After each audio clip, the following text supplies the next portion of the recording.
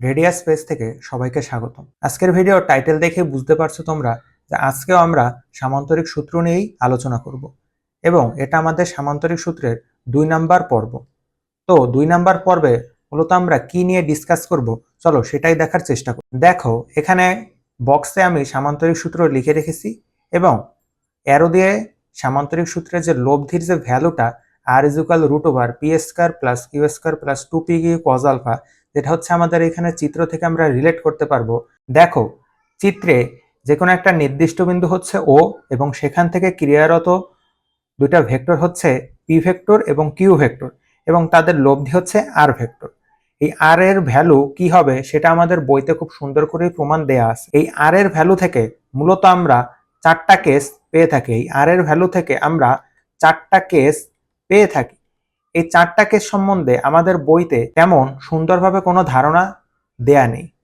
আজকের ভিডিওতে মূলত আমরা সামান্তরিক সূত্রের লব্ধি আর থেকে যে চারটা কেস পাওয়া যায় সেটাই আমরা দেখার চেষ্টা করব। চলো সেটাই দেখার চেষ্টা করি। দেখো, কেস 1-এ লিখে রেখেছি যে আলফা ইজ ইকুয়াল 0 ডিগ্রি হলে আর এর ভ্যালু কি হয়।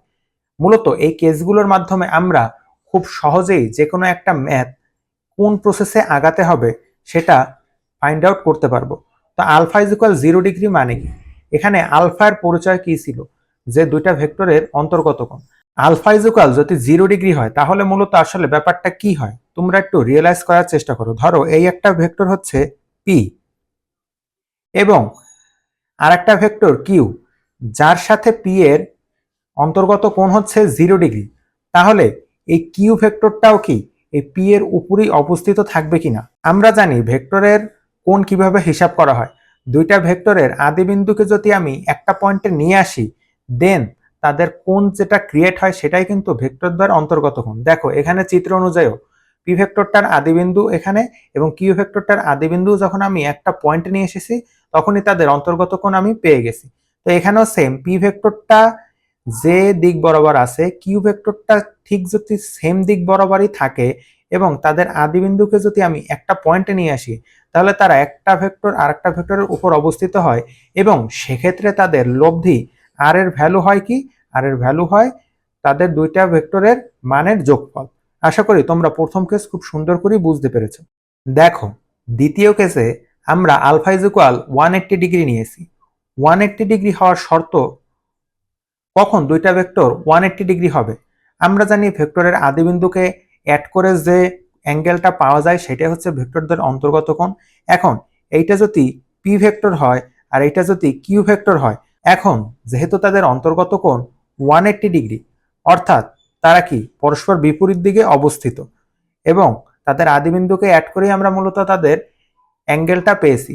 সেক্ষেত্রে তাদের যে লব্ধির ভ্যালু আর সেটা হবে, আমরা এখানে পি মাইনাস কিউ বা ভ্যারিয়েন্স কিউ লিখেছি। মূলত এখানে নিয়ম হচ্ছে যেটা বড় থাকবে সেটা থেকে ছোটটা বিয়োগ করা।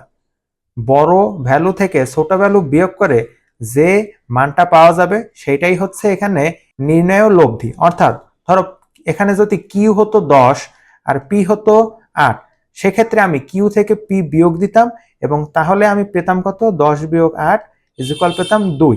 সেটাই হতো আমার লব্ধি আর এর মান। কেস 3-তে আমরা বলেছি আলফা ইজ ইকুয়াল যদি 90 ডিগ্রি হয় তাহলে মূলত পিথাগোরাসের উপপাদ্যর সাহায্যে আমরা লব্ধির ভ্যালু আর বের করতে পারি। মূলত সেটা কিভাবে সম্ভব হয় চলো এই চিত্রের মাধ্যমে দেখার চেষ্টা করি। এইটা যদি পি ভেক্টর হয় এবং এইটা যদি কিউ ভেক্টর হয়, তো আমরা এই আরটা বের করতে চাচ্ছি। এখন আমরা জানি যে কোনো একটা ভেক্টরকে যদি প্যারালাল ভাবে মান সেম রেখে স্থানান্তর করা হয় তাহলে ভেক্টরের কোনো পরিবর্তন হয় না।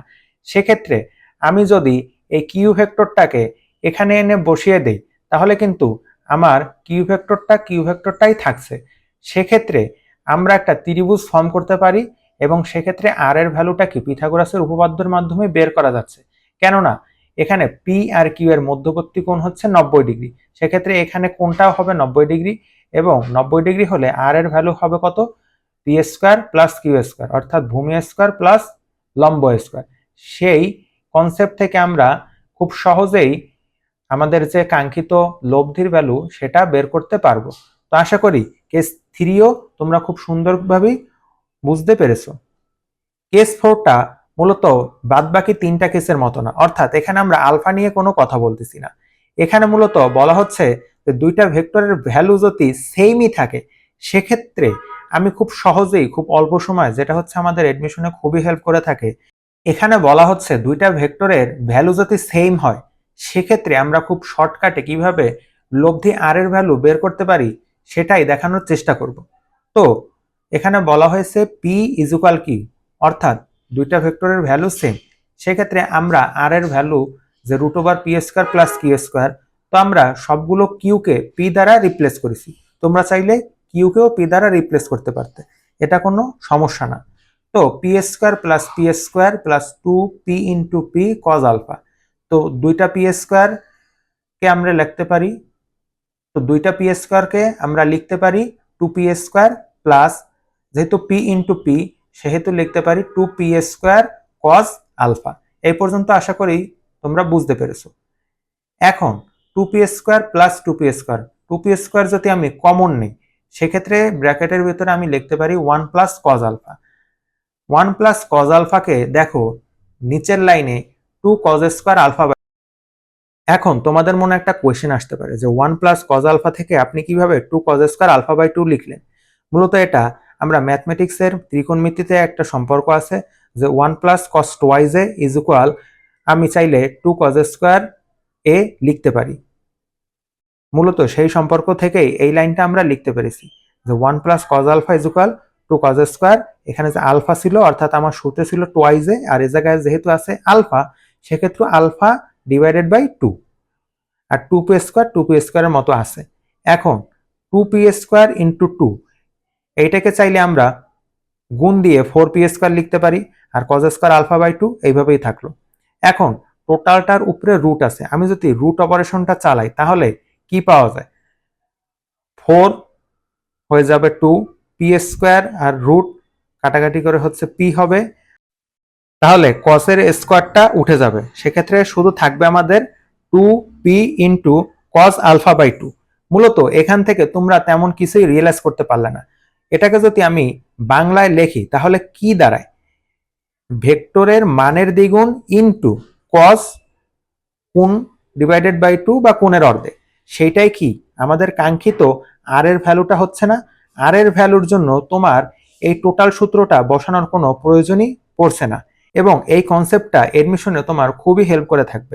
আমরা এই রিলেটেড একটা ম্যাথ পরবর্তী ভিডিওতে দেখানোর চেষ্টা করব। আশা করি আর থেকে যে 4টা কেস অ্যারাইজ হয় সেই 4টা কেস তোমরা খুব সুন্দরভাবেই অনুধাবন করতে পেরেছো এই ভিডিওর মাধ্যমে। তো আজ এ পর্যন্তই, ধন্যবাদ সবাইকে।